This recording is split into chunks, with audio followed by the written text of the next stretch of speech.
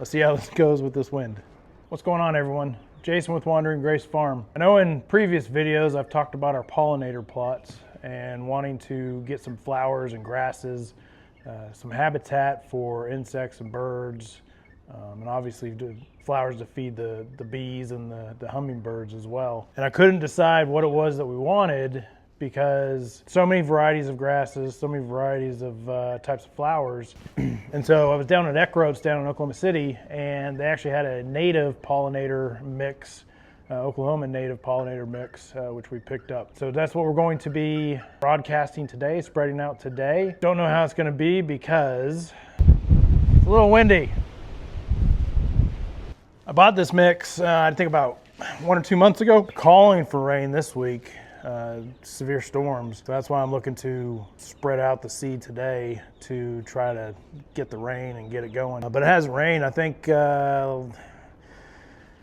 as of the end of November, it's only rained about 1 inch. And that was from what we got in January.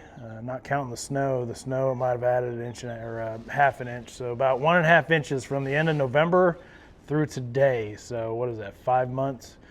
We just haven't had any rain. And so I didn't want to put the seed out and have it not rain and have it just sit there and have birds eat it and it go away, blow away. Anyway, so today we are going to be spreading out our pollinator plots, the seeds on our pollinator plots, and going to be spreading out some Bermuda seed around the barn and around the house, front of the house. We got to deal with some erosion issues. So we're trying to take advantage of this moisture that we're supposed to get.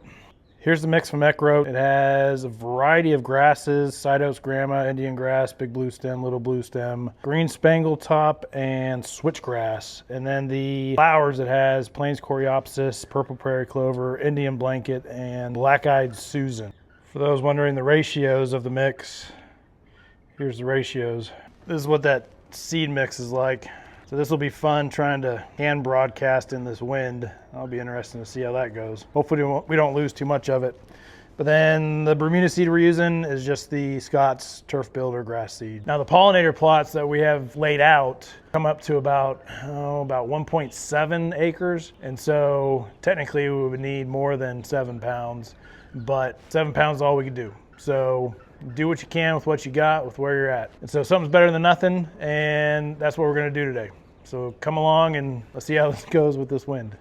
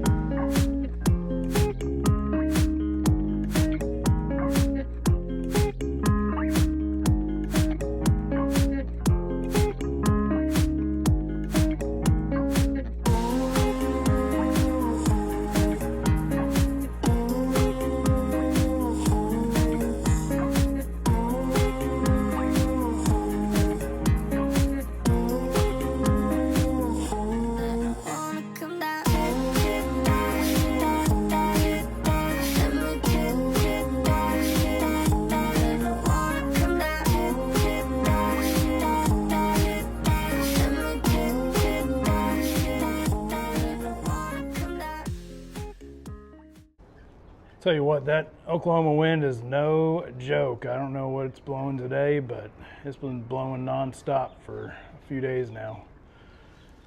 And it makes everything you do outside a little bit difficult. Come inside absolutely spent. So that's it for spreading the seed. The pollinator plots, that seed, that went out a little bit better than I anticipated. The wind kind of helped out. But sometimes the wind would be swirling out there, and so just when you think you have it figured out and you have a good pattern that you're throwing, then it comes back in your face, or goes a 90-degree direction from where you were going. So that's finally done. The Bermuda seed, obviously, same thing. All the rates that we're doing are not to specification to recommendation, mostly because of finances. I know that, I think it was last summer, I looked at getting some Bermuda, bulk Bermuda for our whole place. And I think it was like 3 acres of Bermuda that I was looking at. And I want to say at the time it was like something like $500 for the amount of Bermuda that I would need if I seeded it to rate. And so we can't do that. And we can't take the chance of it not germinating, not sprouting. We're just going to take it little by little. It's the long game for us, and we do a little bit this year, do a little bit next year, year after, and eventually it'll get there.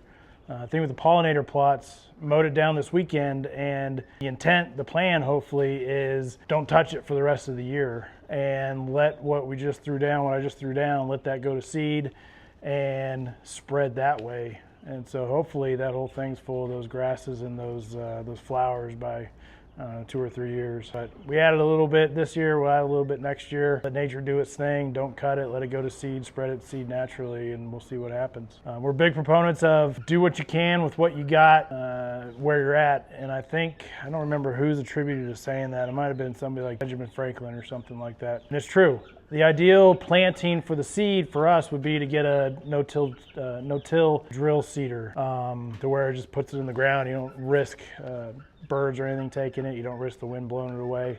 It's in the ground, ready for water. I think I looked at that last time I looked at one of those, pulled behind a tractor. It was something like $15,000, $20,000, and so we don't have that. We do what we can with what we got. So if that means hand broadcasting things, then we hand broadcast things. But it's better to do something small than not do anything at all. We're doing this with the 5-year, 10-year plan in mind, and we're not worried about what it looks like tomorrow. We're worried about what it looks like 10 years from now. So that's what we're working towards. That's it for the seeding. Hopefully we get this rain that they're talking about. I think they're talking about something like 2 inches over the next 7 to 10 days, I think, which will be good, especially if it's just a long, steady rain. We need it here at our place. All the farmers need it for their crops. Otherwise, it's going to be a tough rye and wheat crop this year. So pray for rain, pray it happens, and we're excited to see what this seeding does. Hopefully we get some Bermuda and some flowers this spring. Thanks for watching. As always, stay rooted.